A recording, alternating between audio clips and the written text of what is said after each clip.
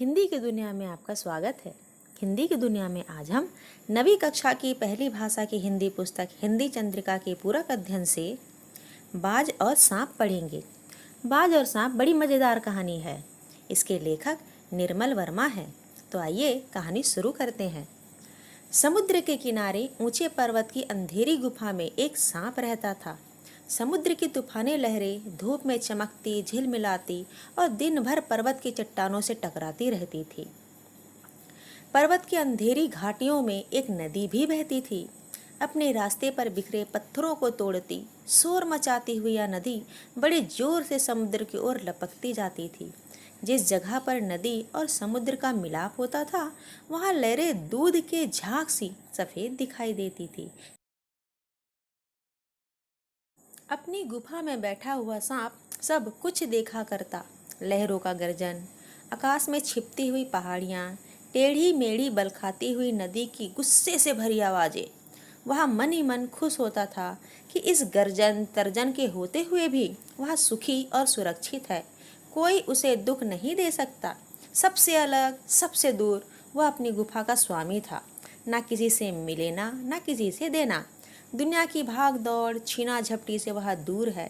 सांप के लिए यही सबसे बड़ा सुख था, क्योंकि वह अपने गुफा का राजा था और वहाँ उसे किसी बात का खतरा नहीं था। एक दिन एकाएक आकाश में उड़ता हुआ खून से लथपथ एक बाज सांप की उस गुफा में आ गिरा। उसकी छाती पर कितने ही जख्मों के निशान थे। पंख खून से सने थे और वह अधमरा सा जोर जोर से हाँफ रहा था। जमीन पर गिरते ही उसने एक दर्द भरी चीख मारी और पंखों को फड़फड़ाता हुआ धरती पर लौटने लगा। डर से सांप अपने कोने में सिकुड़ गया, किंतु दूसरे ही क्षण उसने भांप लिया कि बाज जीवन की अंतिम सांसें गिन रहा है। उससे डरना बेकार है।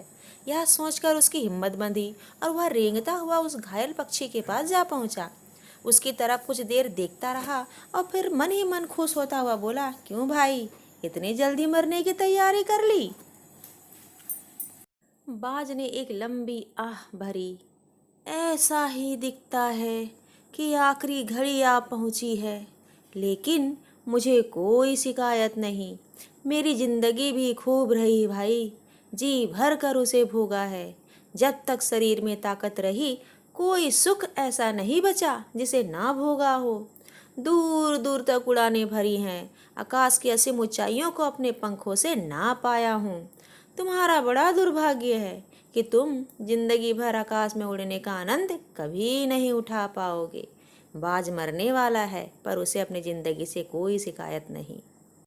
सांप बोला, आकाश? आकाश को लेकर क्या मैं चाटूंगा? आकाश में आखिर रखा क्या है? क्या मैं तुम्हारे आकाश में रेंग सकता हूँ? ना भाई, तुम्हारा आकाश तुम्हें ही मुबारक। मेरे लिए यह गुफा भली। इतनी आरामदेह और सुरक्षित जगह और कहाँ होगी? सांप मन ही मन बाज की मूर्खता पर हंस रहा था। वह सोचने लगा, आखिर उड़ने और रेंगने के बीच कौन सा भारी अंतर है? अंत में तो सबके भाग्य में मरना ही लिखा है। शरीर मिट्टी का है, मिट्टी में ही मिल जाएगा। बाज की मूर्खता पर सांप हंस रहा था, क्योंकि सांप अपनी आरामदेह गुफा को छोड़कर कहीं जाना नहीं चाहता था। अचानक बाज ने अपना झुका हुआ सिर ऊपर उठाया और उसकी दृष्टि सांप की गुफा के चारों ओर घूमने लगी। चट्टानों में पड़ी दरारों में से पानी गुफा में टपक रहा था। सीलन और अंधेरे में डूबी गुफा में एक भयानक दुर्गंध फैली हुई थी, मानो कोई चीज बरसों से पड़ी पड़ी सड़ गई हो। बाज के मुंह से एक बड़ी जोर की करुण चीख फूट पड़ी। आह! काश मैं सिर्फ एक बार आकाश में उड़ पाता। बाज मरने वाला है, पर फिर भी वह उड़ना चाहता है। बाज की ऐसी करुण चीख सुनकर सांप कुछ सिटपिटा सा गया, अर्थात कुछ घबरा सा गया। एक क्षण के लिए उसके मन में उस आकाश के प्रति इच्छा पैदा हो गई, जिसके वियोग में बाज इतना व्याकुल होकर छटपटा रहा था। उसने बाज से कहा, यदि तुम्हें स्वतंत्रता इतनी प्यारी है, तो इस चट्टान के किनारे से ऊपर क्यों नहीं उड़ जाने की कोशिश करते? हो सकता है कि तुम्हारे पैरों में अभी इतनी ताकत बाकी हो कि तुम आकाश में उड़ सको। कोशिश करने में क्या हर्ज है? सांप की बातों को सुनकर बाज में एक नई आशा जाग उठी। वह दुने उत्साह से अर्थात 2 गुने उत्साह से अपने घायल शरीर को घसीटता हुआ चट्टान के किनारे तक खींच लाया। खुले आकाश को देखकर उसकी आंखें चमक उठी।